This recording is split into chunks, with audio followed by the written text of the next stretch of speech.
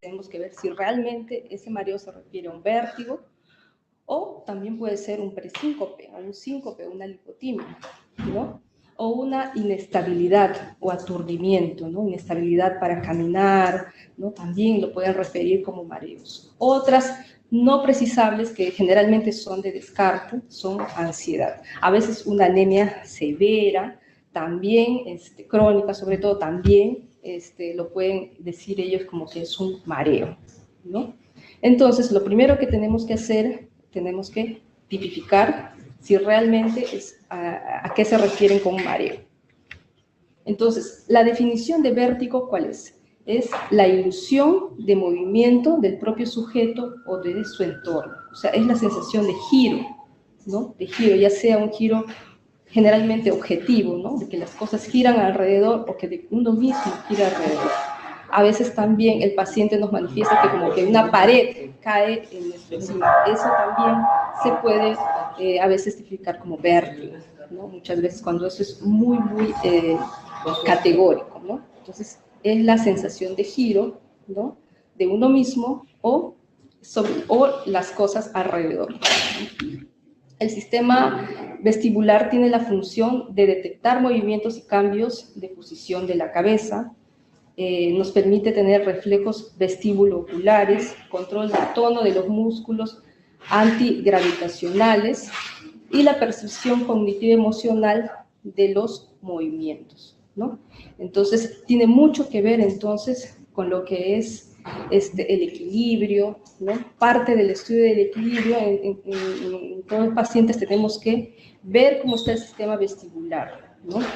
Y también no dejemos de lado lo que es la percepción cognitiva emocional, que muchas veces el paciente viene refiriendo, paciente con depresión, con trastorno de ansiedad, viene refiriendo también con mareo, ¿no? Y a los finales, haciendo un descarte adecuado, ¿no? Simplemente se trata de un paciente con un síndrome depresivo. Bueno, esas son las, digamos, las bases anatómicas en las cuales debemos nosotros tener en cuenta toda la vía vestibular de la parte más periférica, ¿no? De la parte más periférica hasta el sistema nervioso central, ¿no? Que tiene su asiento en el lóbulo temporal. Aquí también los receptores, ¿no? Y los canales semicirculares, que son muy importantes en cuanto a al movimiento, al movimiento que se dan los otolitos a este nivel. ¿No? Es muy importante la inclinación cefálica, ¿no? Porque cuando nos dice un paciente, es muy diferente que nos diga un paciente que el movimiento, ¿no? De la cabeza desencadena, generalmente en los vértigos paroxísticos benignos, sobre todo, se ve esto, ¿no? Que el movimiento de la cabeza desencadena, ¿no? Desencadena el vértigo. Es muy diferente que en otros tipos de vértigo, puede haber el vértigo sea desencadenado, no necesariamente por el movimiento de la cabeza. Puede ser que sí, o puede ser que no. En cambio, en el vértigo posicional paroxístico, de todas maneras, tiene que haber el vértigo desencadenado por el movimiento bruscos de la cabeza, ¿no? Esta es la vía vestibular. En cuanto a los reflejos vestibulares, entre los más importantes tenemos el reflejo vestíbulo-ocular, el cual nos permite mantener fija la mirada mientras la cabeza se encuentra en movimiento. Así también tenemos el reflejo vestíbulo-espinal, que nos ayuda a estabilizar la cabeza y mantener una postura erecta, ¿no? Esta vendría a ser, en cuanto a la fisiopatología del vértigo, en condiciones normales, ¿no? Existe un equilibrio entre las descargas generadas por los aparatos vestibulares izquierdo y derecho. Entonces, cuando hay una alteración súbita unilateral, rompe dicho equilibrio y se origina la ilusión de movimiento característica del vértigo, ¿no? Entonces, el daño que puede ocurrir puede ser, ya sea en el laberinto, en el nervio vestibular, en el núcleo, ¿no? En las vías vestibulares, en el cerebro, a través de la corteza sensitiva e insular, y en el cerebelo. Entonces, este es cuando viene un paciente con un síntoma vestibular o un vértigo, este es todo lo que tenemos que analizar, ¿no? Toda la vía vestibular. Entonces, La arteria auditiva interna es rama de la basilar, la que irriga principalmente esta vía, ¿no? Ingresa al conducto auditivo interno junto con el nervio y se divide en dos ramas, ¿no? La rama vestibular y la rama coclear. Entonces, algo importante que tenemos que definir al momento de analizar vértigo es si se trata de un vértigo periférico o un vértigo central. Entonces, aquí, en este cuadro nos permite un poco diferenciar, ¿no? Los vértigos periféricos se tratan de vértigos generalmente agudos, intensos, de una duración finita. En cambio, el vértigo central son continuos, imprecisos, persistentes en el tiempo. En otras palabras, el vértigo periférico generalmente es un síntoma muy aparatoso, ¿ya? Aquel paciente que viene muy quejumbroso, con bastantes náuseas, vómitos, vértigo muy fuerte, entonces es más probable que sea más periférico que central, ¿no? Generalmente son los vértigos periféricos de inicio súbito, son que vienen en paroxismos, ¿no? En paroxismos y recurrentes, ¿no? También aumenta al cerrar los ojos, puede haber sordera, como que no, palidez, náuseas, ¿no? Como síntomas vasomotores, ¿no? En cambio, en el vértigo central más bien es de inicio lento, continuo, permanente, no se modifica ni con cerrar los ojos, ni a veces con los movimientos de la cabeza, generalmente hay normoacusia, ¿no? Y son poco intensos, no hay otros síntomas más asociados.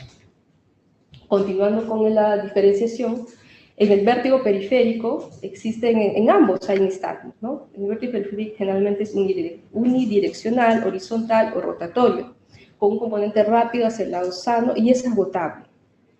¿Ya? En cambio, en un vértigo central, generalmente es bilateral. Si encontramos un nistagmos bilateral, ¿no? En ambos ojos, eso es central hasta demostrar lo contrario, ¿no?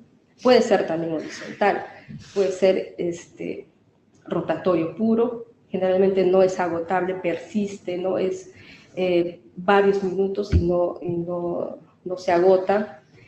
Y algo muy importante es que generalmente un vértigo vertical, un nistagmo vertical, necesariamente es un vértigo central, ¿ya? En cambio, un vértigo rotatorio, horizontal, puede ser tanto periférico como central. Pero un vertical necesariamente es un paciente al cual ustedes tienen que derivar y tiene que estar hospitalizado en la emergencia, ¿no?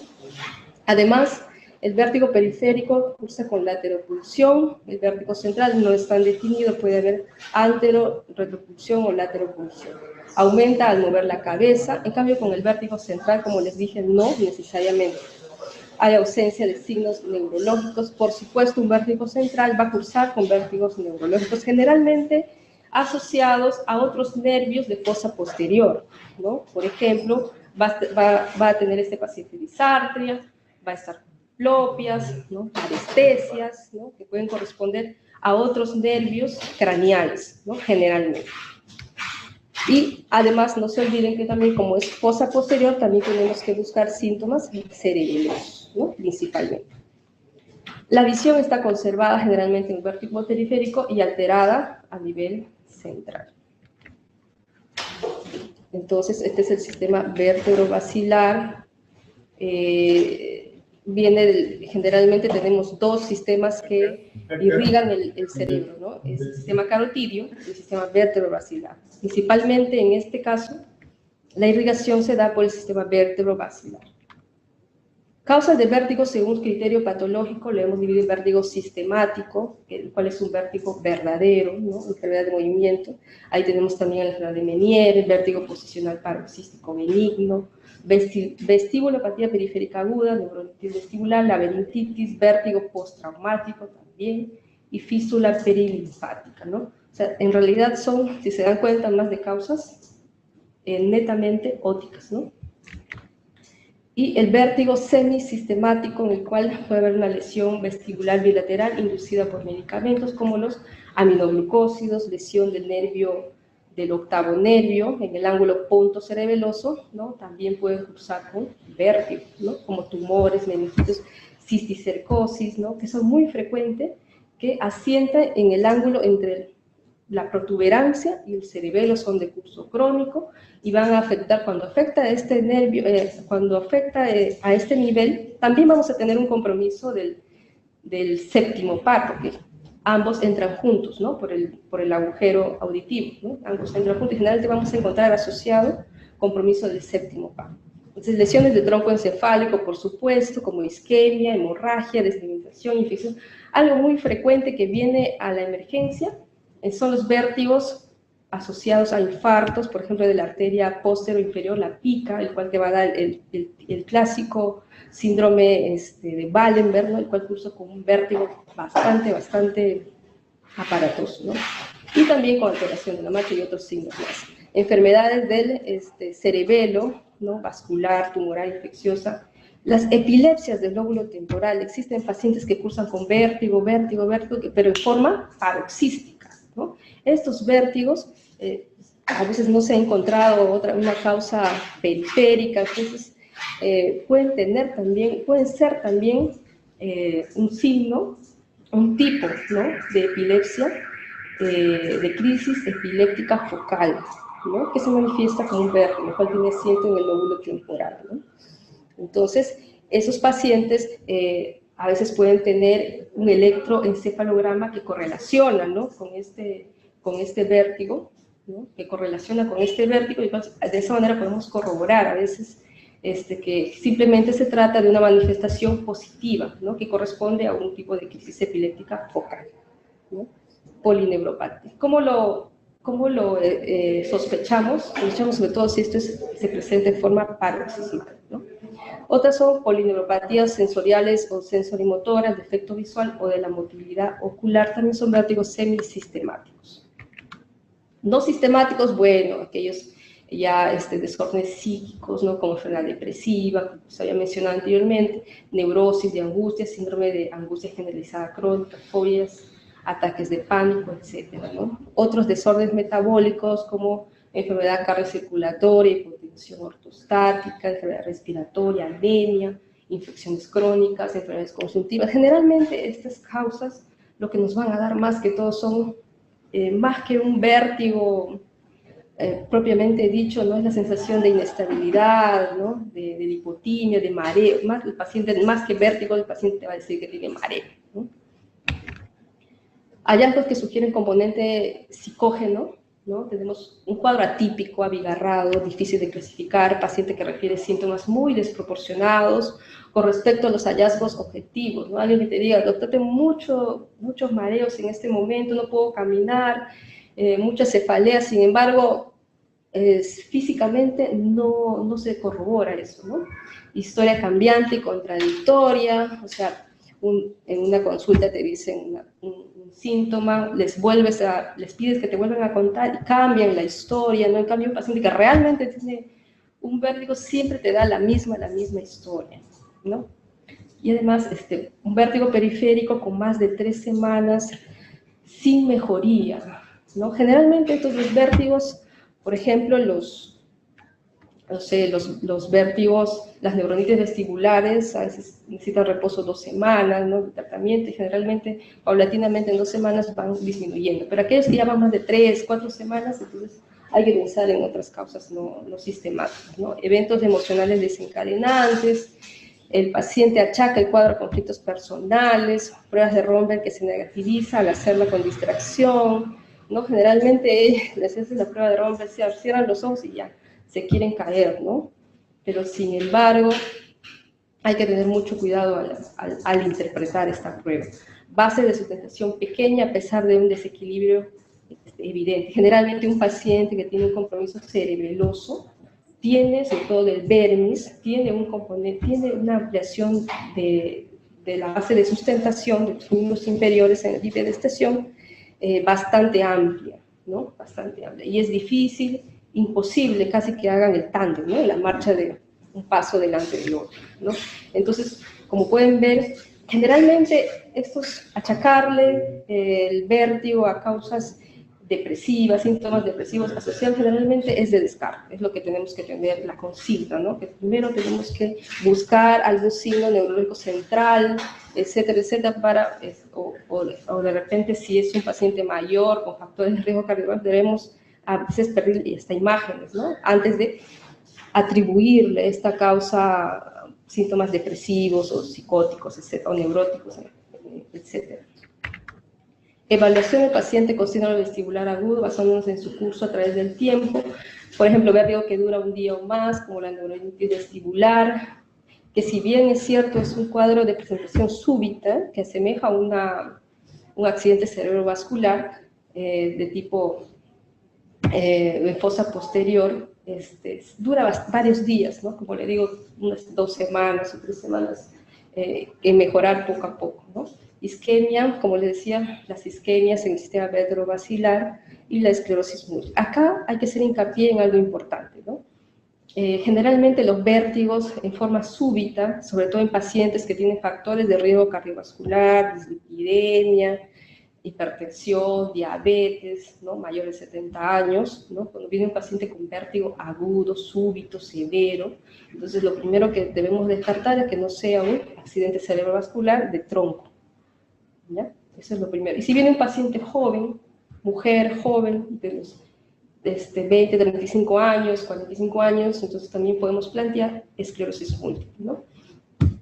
Vértigo que dura horas o minutos, la enfermedad de Meniere, isquemia transitoria en el sistema de la arteria vertebrovascular. Si se dan cuenta, estas etiologías son generalmente, ya duran horas o minutos, pero son repetitivas, son paroxismales, recurrentes, ¿no? La enfermedad de Meniere, que en cada episodio va produciendo más deterioro, sobre todo auditivo, etcétera, etcétera, ¿no? Algo muy parecido a las isquemias transitorias que también se repiten, ¿no? Son repetitivas. Entonces hay que tener en cuenta eso en el diagnóstico diferencial, que puede ser su enfermedad de Meniere, pero también de acuerdo a otros antecedentes de cada paciente, puede ser un TIA, ¿no? Una isquemia transitoria.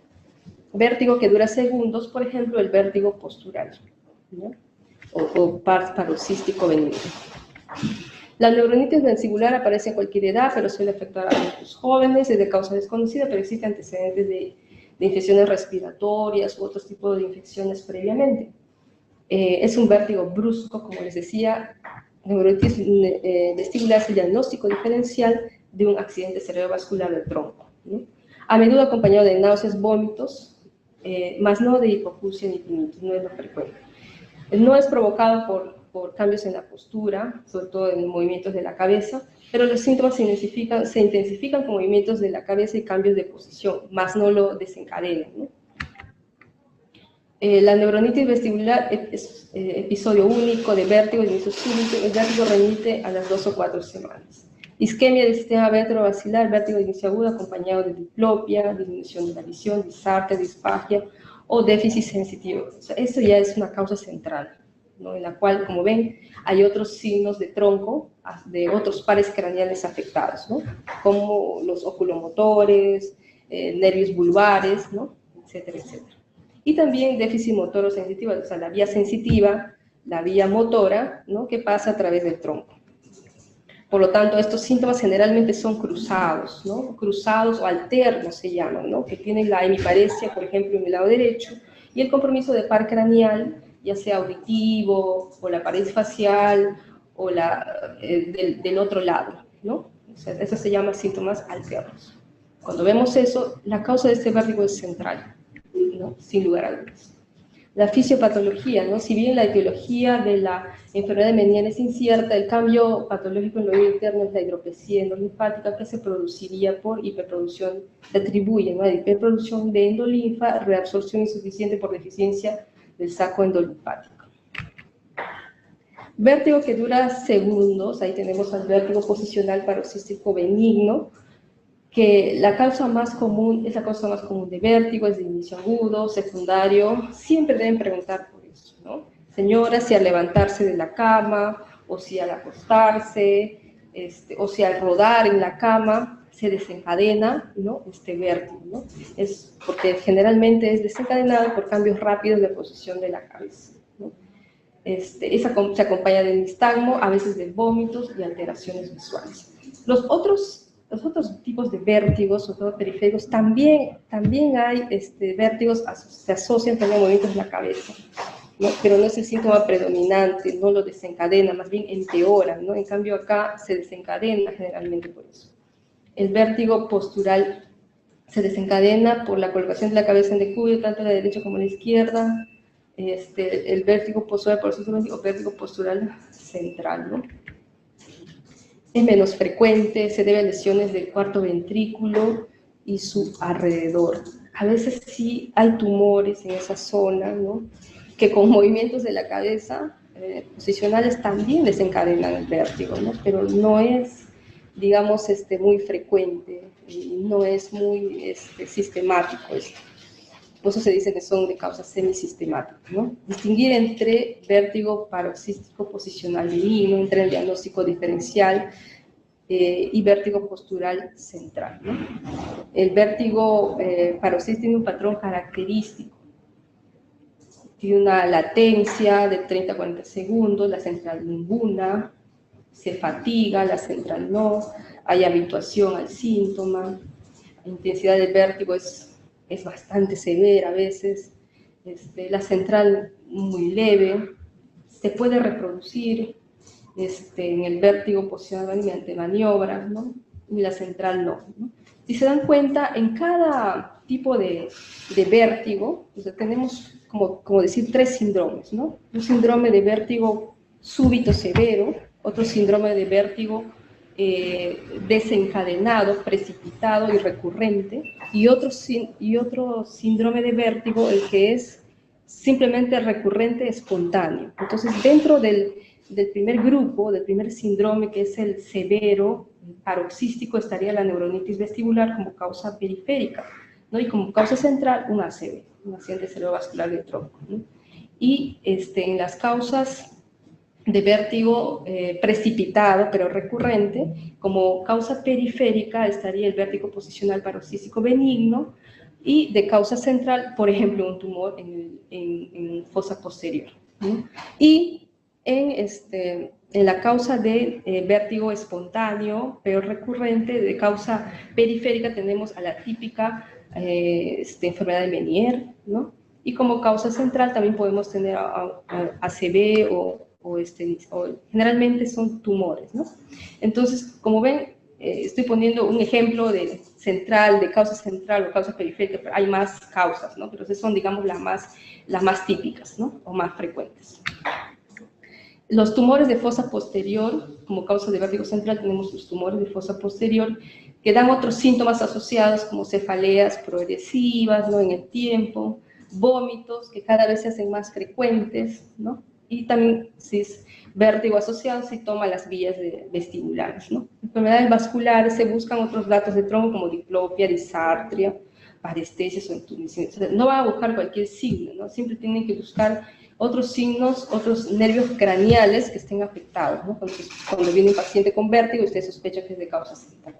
La hemorragia o infarto cerebeloso da también un cuadro de vértigo muy parecido a neuronitis vestibular, como les decía, con cefalea. Aquí sí, la cefalea, más que en un infarto de tronco, la hemorragia, la cefalea cobra mucho más importancia, digamos, es más predominante, ¿no? Hablar de cefalea va más con hemorragia que con ACV isquémico. El ACV isquémico transitorio de arteria cerebrosa posterior de la pica, la famosa pica. El vértigo migraña vacilar, problemas, también se atribuyen problemas visuales, encontramos tinnitus, escotomas luminosos, cefalea, generalmente occipital. En la esclerosis múltiple, vértigo secundario, una placa de desminimización en la protuberancia inferior, o sea, cuando está tomando los núcleos vestibulares del octavo par, afecta a jóvenes y asociada a otros signos y síntomas del sistema nervioso central, o sea, bastante multifocal, ¿no? y en brotes. Tumores del cerebelo y del tronco cerebral, el síndrome de Bruns, ¿no? Que es un síndrome causado generalmente por quistes o tumores del cuarto ventrículo que hacen efecto de válvula, ¿no? Algo muy frecuente que vemos con las neurosis y cercosis, por ejemplo, estos quistes que están nadando, flotando en el sistema del sistema ventricular, ¿no? Donde está el líquido cefalorraquídeo, ¿no? Va y se posiciona en un orificio y lo obstruye, ¿no? Y súbitamente produce mareo, cefalea, hipertensión intracraniana, ¿no? O pueden producir vértigos súbitos, ¿no? Generalmente estas cisticercosis van con estos cuadros, hasta pueden producir muerte súbita en algunos casos, ¿no? Entonces, eso se denomina el síndrome de Bruns. Es en conclusión, una hipertensión endocraniana súbita y transitoria, cuando los cisticercos, los quistes, obstruyen, ¿no?, parte de los agujeros del sistema ventricular y hacen un efecto de válvula, ¿no? Entra, obstruyen y pueden salir inmediatamente, porque están flotando ahí. Epilepsia vestibular es un vértigo secundario de actividad epiléptica en el lóbulo temporal, el cual lo podemos corroborar de repente con un electroencefalograma a ese nivel. Podemos encontrar ya sea ondas agudas interectales o alguna normalidad a nivel lóbulo temporal que nos pueda hacer sospechar que en algún momento se pueden descargar, ¿no? Vértigo pueden ser el síntoma principal de crisis parciales complejas, ¿no? Se les puede asociar nistagmo, tinnitus, parestesias contralaterales. Aparece junto con otras manifestaciones epilépticas. Cuando son crisis parciales complejas en adultos, generalmente va acompañado de otros síntomas, por ejemplo, automatismos orales, ¿no?, que el paciente haga movimientos de chupeteo, de lamerse la lengua o de parpadeo, ¿no? Son otras manifestaciones que nos ayudan a sospechar de que ese vértigo podría ser una manifestación de una crisis parcial compleja, ¿no? El que asociado a un estudio electroencefalográfico nos puede ayudar a corroborar el diagnóstico. Estudio del paciente. En la anamnesis debemos indagar por característica de vértigo, mareo, desequilibrio. Como les digo, tipificar el vértigo. Muchas veces no es un vértigo, es simplemente un abuelito que viene porque tiene problema para caminar, ¿no? Más bien no tiene un vértigo, sino tiene un síndrome de desequilibrio. Y de repente ese síndrome de desequilibrio, haciéndole un examen, podemos encontrar rueda dentada y al final nunca fue un vértigo, sino fue un paciente que estaba haciendo un debut de enfermedad de Parkinson, ¿no? Que generalmente, sobre todo Parkinson Plus, tipos de Parkinson Plus que inician con este problema de desequilibrio, ¿no? Y así hay varias causas de desequilibrio. Entonces, curso temporal, debemos preguntar también por curso temporal o cronología. Como les decía, si es un vértigo súbito severo, episodio único, o si es un vértigo recurrente, ¿no?, que recurre en el tiempo, ¿no? A eso se refiere el curso temporal, para poder tipificar a ver si es recurrente espontáneo o recurrente precipitado o es un episodio único, ¿no? Factores desencadenantes como los movimientos bruscos de la cabeza, ¿no? Síntomas asociados, si hay otros síntomas como nistagmo vertical, como disartria, disfagia, etcétera, etcétera, que nos puede hacer sospechar otras causas. Y factores predisponentes. En la exploración física se pone énfasis en la evaluación del oído, ¿no? La maniobra de Diels-Halpich, que nos permite reproducir lo que es sobre todo el vértigo paroxístico y que nos benigno y que sobre todo funciona como una medida terapéutica de esto. Esta es la maniobra de Diels-Halpich, ¿no?, en la cual se provoca el vértigo, ¿no?, y el nistagmo al momento de realizar la prueba, ¿no? Entonces, en la cual se coloca al paciente sentado, se le pide que se acueste colocando la cabeza un poco en el aire y se le pide otra vez que se dé la vuelta a un costado y que se vuelva a sentar, ¿no? Y en ese lapso tenemos que observar si hace el vértigo y hacia qué lado va. El examen neurológico, por supuesto, tenemos que hacer a todo paciente que viene con vértigo, ver el nivel de conciencia, bueno, hacer el examen sistemático haciendo énfasis en lo que son signos y síntomas de fosa posterior, ¿no? Ver la función cerebelosa, el signo de Romberg, ¿no?, etc. Como dice acá, exploración vestíbulo-ocular, algunos signos oculares, reflejos, ¿no?, exploración del reflejo vestíbulo-espinal, prueba cerebelosa, como les decía, el índice dedo-nariz, talón-rodilla, el diadococinesa, explorar la marcha, ¿no? También evaluar sensibilidad y reflejos osteotendinosos. En sí, un examen completo, pero más enfocado o más sistemático en lo que es fosa posterior. Bueno, en cuanto al tratamiento va a depender mucho de la causa. Lo primero que hay que hacer es calmar al paciente, ¿no? A él no le interesa cuál es la causa, ni qué, sino le interesa calmar sus síntomas, ¿no? Entonces, lo generalmente que se indica es el reposo absoluto, un ambiente apropiado, evitando ruidos, luces intensas, bastante líquidos, fluidoterapia, ¿no? Farmacológico si necesita, terapia física, ya, y lo demás ya tratamiento específico dependiendo de la causa. Esas son las medidas generales generalmente, ¿no? Los vértigos de las neuronitis son tan aparatosos que muchas veces tenemos que hospitalizar, ¿no? Para cumplir con todas estas medidas, ¿no? Intervención farmacológica, generalmente para disminuir la sensación subjetiva y poco placentera del vértigo, controlar náuseas y vómitos, evitar recurrencias, controlar la llamada sensibilidad al movimiento. Al tratar el vértigo, bueno, tenemos que tener en cuenta los mecanismos de acción de los antivertiginosos, ver bueno, el análisis crítico de los ensayos clínicos en cuál se basa, y los modelos experimentales de enfermedad y tratamiento, ¿no? Determinar primero qué tipo de vértigo es, si es periférico o central, las características del vértigo, si es un vértigo agudo, ver si es uno crónico recurrente, ver la duración del vértigo. Todo esto, ¿por qué? Es importante porque al momento de repente, cuando debemos referir, ¿no?, a un paciente con vértigo, ¿no?, y a dónde, ¿no? Si encontramos, bueno, síntomas